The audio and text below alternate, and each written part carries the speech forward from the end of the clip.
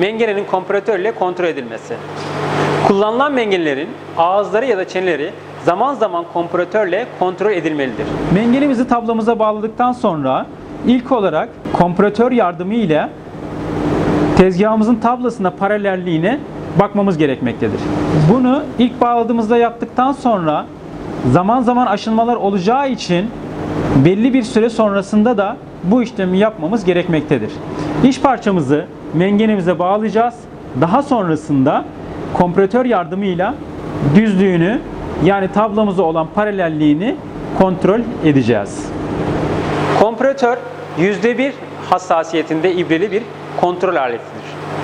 Saatin içindeki ibreye bağlı olan izleyici ucu yardımıyla yüzeylerin düzgünlüğü ve doğruluğu kontrol edilir. Görmüş olduğunuz cihazımız kompresör. Bu kompresörün her bir çizgi aralığı, şurada her bir çizgi aralığı 0.01 mm, yani %1 mm'lik bir hassasiyete sahiptir. Bu kompresör ucunda bir top bulunmaktadır. Çok küçük bir top bulunmaktadır. Bu top silindirik haldedir. İş parçamızın yüzeyine değdireceğiz ve üstünde, iş parçamız üzerinde gezdireceğiz. Tablamıza paralel bir şekilde. Bu sayede tablamızla mengenemiz ve iş parçasının birbirine paralelliğini kontrol etmiş olacağız. Mengenenin çeneleri tezgah doğrultusunda bağlanmasının kompresörle kontrolü şu şekilde olur. Buradaki işlem mengene tabloya bağlanmış, izleyici uç parçaya dokundurulmadan önce gözle kabaca boynu olarak ayarlanmalıdır. Sonra izleme ucu parçaya en az miktarda dokundurulur. Bu konumda kompresör sıfırlanır. Tabla uzunlamasına olarak sağa ve sola hareket ettirilir.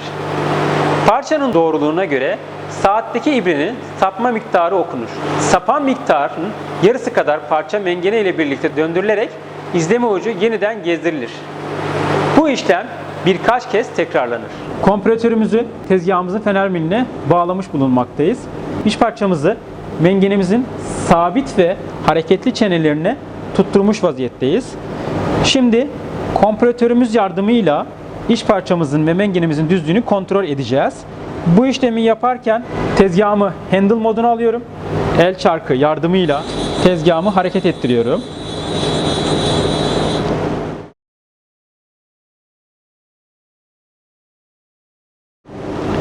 Kompresörümü iç parçama değdireceğim.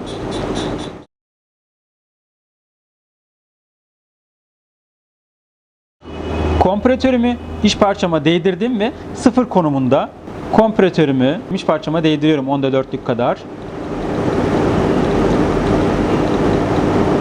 Şu an tam 4. Gözle kontrol etmiştim iç parçamın düzlüğünü mengeneyle ve tablam ile birlikte. Sonrasında Y ekseninde parçama değdirmiş olduğum kompresörümü X ekseninde, yani tezgahımın tablasıyla olan düzlüğünü kontrol edeceğim. Başlangıç noktam burası.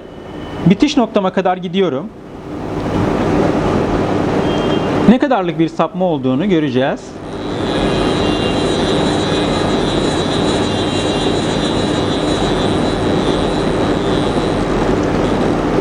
Yaklaşık 1/10'lik bir sapma var. Yani şu buradan buraya geldiği ibrem, o aradaki mesafem 1/10 olduğu için mengenemle tezgahımın tablasının arasında 1/10'lik bir miktarda sapma mevcuttur. Bu sapmayı nasıl alacağım? Mengenemin tam şu köşesine, mengenemin bu köşesine ve plastik bir tokmak yardımıyla vurarak bu sapmayı önleyeceğim. Peki ne kadar önleyeceğim? Şu an 1/10 olduğu için %5'lik bir sapma var. Neden? Bu 1/10'i baştan sona kadar 1/10 olduğu için tam 2'ye bölmem gerekiyor. Yani yaklaşık %5'lik bir sapmam var. Bu sapma da kabul edilebilir bir sapmadır. Çünkü bizim mengenelerimizin de kendi içerisinde vida boşlukları vardır. Bu boşluklardan da kaynaklanabilir. Yani tezgahımla, mengenemle iç parçam arasındaki olan %5'lik bir sapmayı kabul edebilirim. Şu anki görmüş olduğunuz sapma bizim için ideal olan bir sapmadır. Tam sıfır olmasını bekleyemeyiz. Çünkü mekanik yapılar olduğu için mekanik yapıların kendi içerisinde de boşluklar oluşabilmektedir. Tam sıfır olmasını da istiyorsak sapmamız %5'lik bir sapma vardı. Bizim için ideal olan bir sapmaydı. Ama biz videomuzda 0'a 0 bir sapma olsun istiyoruz. Yani mümkün olduğu kadar düzeltmemiz gerektiğine inanıyoruz ve düzelebilecek şekilde ise de düzeltme işlemini gerçekleştireceğiz. Buradan tokmakla vuruyorum. Buradan tokmakla vurduğumda ibrem 40 ile 30 arasına gelmiş oldu. Yani %5'lik bir yarısı kadar. Onda bir de onda biri ikiye böldüğümde %5 yapar. 0.05 yapar. Bu %5'lik kısım kadar bir darbe uyguluyorum. Buradan mengeneme ve bu sapmayı da almış oluyorum. Bakalım kontrol edelim mengenemizdeki sapma şu an ne durumda diye. Hemen hareket ettirdiğimde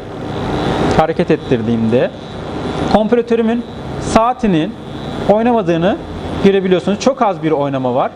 Bu sapma minimize edilmiş bir sapmadır. Yani bizim kabul edilebilir bir sapmamızdır. Kompresörle kontrol etme kısmını bitirdikten sonra mengenemizi hemen buradaki sıkma pabuçları yardımıyla sağlı ve sollu kısımlarda sıkıyoruz ve son bir kez daha kontrol ettikten sonra mengenemizi ve iç parçamızı tezgahımızın tablasıyla paralelliğini sağlamış oluyoruz.